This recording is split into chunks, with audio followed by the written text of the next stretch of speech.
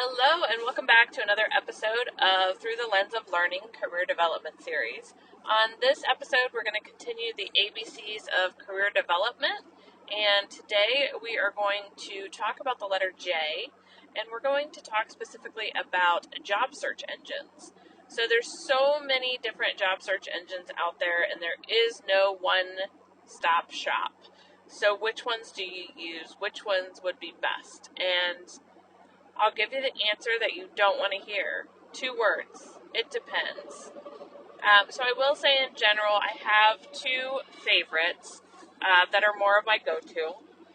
And I'll share those as well as other job search engines, and also just sharing the filtering and the use of keywords and how to best search within those engines. So the 2 that I would recommend that I typically are my go-to is, the first one is LinkedIn. And once you're in LinkedIn, clicking on the jobs button and being able to search in there. You can use keywords.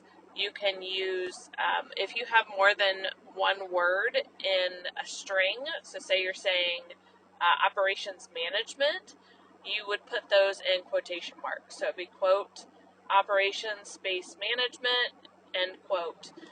And you can mix that with other things. It may be best to do that, operations management, in those quotes, and use the filters to help you, versus saying like and remote or something like that. You could try that. I always encourage to start the big wide search and then start to narrow more and more with your filters. The other thing with LinkedIn I just want to share, because a lot of my clients come to me and have this concern, is I found a couple jobs on LinkedIn that looked interesting, but there's already like 400 candidates. So there's already 1,000 candidates because LinkedIn says this number of people applied. And I want you to take that with a grain of salt. Yes, a lot of positions have hundreds of people applying nowadays, especially in this job market, but LinkedIn can't capture who actually applied, because typically what happens is when you want to apply for a job that you find on LinkedIn, you click the apply button, and most of the times it goes to the external company's website, and it takes you to that page, and you apply from there, and you fill out the information and submit that. Well, LinkedIn has no way to see if you followed through or not. So that number is actually telling you how many people clicked on the apply button, but you don't know how many of those people that clicked on it actually did anything. So please don't ward away from applying for a job because you see that number, and don't let that scare you away. If you have the qualifications, majority of the qualifications, if you're using the keywords and you have the experience and the skills, I would still encourage you to apply. Don't let that scare you off. The other job search engine that I would recommend is simplyhired.com. It's simplyhired.com. And this one, Simply Hired, is related in some way to Indeed, but I actually like Simply Hired better than Indeed. When I've done searching and the outcomes that I get, it produces a lot better results for my clients and what we're looking for. So Simply Hired is another one, and you can use those same search options of the quotation marks if you have more than one word. You can use Boolean operators, so you can put something and say and then space and another word. You could put or, you could put not. I would just encourage you to start big. So you could put in operations management in that quote, and leave it at that, and then do your filtering. Or you could, once you pull up and see, like say there's 305 for operations management, then you could either use your filters to see, hey, I just want remote, or if you plugged in your city and state, I want to see how many of these are making over $80,000, or whatever that might be. But start with that bigger picture, so then you can narrow down. Because if you put too many things in the search engine or too many filters up front, you're going to come up with either 0 results or very minimal results when there may be other opportunities that you would be open to and that sound interesting and that are available. So don't narrow yourself when you're doing that. So the other thing I wanted to cover is for job search engines, there are more specific engines based on your industry. So don't discount any associations that you may be part of. I know SHRM, the Society for Human Resource Management, ATD, the Association for Talent Development, and several others that are more industry-based have some job search options on their sites. So take a look there. A lot of those actually have local chapters as well. So see if you can find a local chapter and they may publish some items. I would still look at those big search engines first.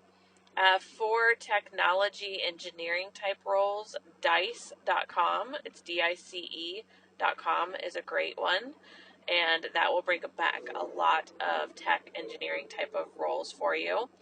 Another one is for 6 figures or higher. You can leverage theladders.com. It's THELADDERS.com. For this one, it will give you so much free information, typically not telling you the company, but check out the free option first to see if anything comes back that hits around what you're looking for. They do have a subscription, so you can sign up for, I think a month is, right now as of this recording, it's like maybe $54 or $55 for 1 month. I was able to get a special at one point to get 3 months for the price of 2. So it depends on what kind of deals they're running. And when you get the paid version of theladders.com, so let me back up. Theladders.com is more for 6 figures and higher, and it covers a lot of different industries. So if you have the paid subscription, it not only tells you all of the information about the job, including the name of the company, it also gives you the option of uploading up to 5 resume versions. And when you find a job that you're interested in, you can select one of those 5 resumes and have the ladders.com apply for you. So you fill in a little bit of information that's in your profile, and they may ask you some additional questions. And typically within a day, possibly 2 days at most, but all of the ones that I had tried, it was always within like 24 hours. The application was submitted, and then I was given where any responses would be sent. So like my personal email address, or if they had to create a profile for me, like how I would get the responses from that if I was asked for an interview or anything like that. So that is another option there. So those are some of the different job search engines. I would make sure, again, starting big, but then filtering. Some of the big filters are remote, hybrid, or in person. Making sure when you put your city and state, LinkedIn has an option where you can put in, like say you could either put in Columbus, Ohio, or you could put like Columbus metropolitan area in Ohio. I know in North Carolina, there's like the Raleigh-Durham area, or I don't think it says the triangle, but it's like the Raleigh-Durham, there was, I think, one more in their area. So be open and searching for that too, because it may take you a little bit outside of, or include a few more, possibly a lot more options that you would not have thought of, and they're only even a few minutes, or if it's a hybrid or in-person situation, away from other opportunities that you may have taken. So that is one thing when you're thinking about location. With looking at roles that are posted, I typically say go in and look. Don't put a time restraint on when it was posted. See how many come back, start to look through them, and then narrow it down to how many of these were posted in the last week or the last 2 weeks. So you know that they're more fresh roles that were put out there. even if they were reposted in the last week or 2 weeks. Sometimes what happens is if a job was posted more than 30 days ago, then it could be already have been taken down because they found somebody and hired them. They could be in the interview process and not have taken it down yet.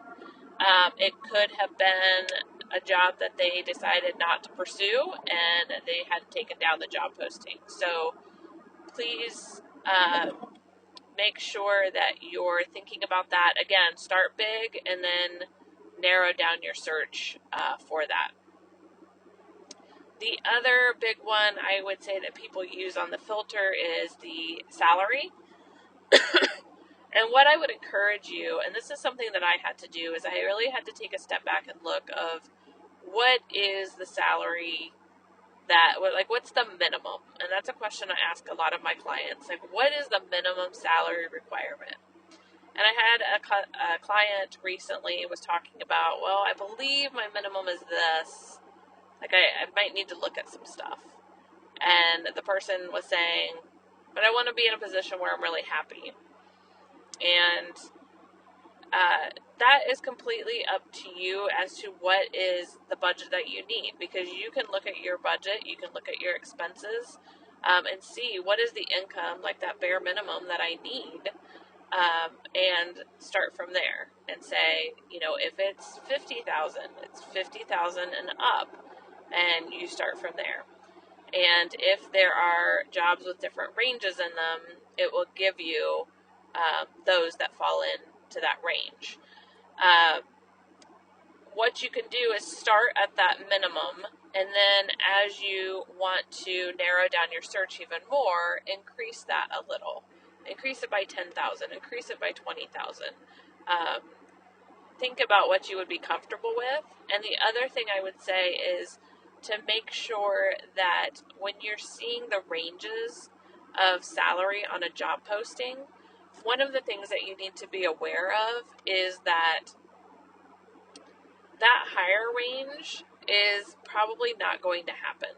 So if you see a range and it says 50 to 80,000, if you have 75 to 80,000 as your minimum range, I would say not to apply for that job, because most of the time those higher ranges are reserved for somebody who's moving from within the company, or somebody that is that rare unicorn coming in able to do this job.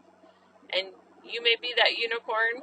And let me take that back. I won't say don't apply. I would just be cautious of putting everything on that job. Definitely you can apply if that's interesting to you.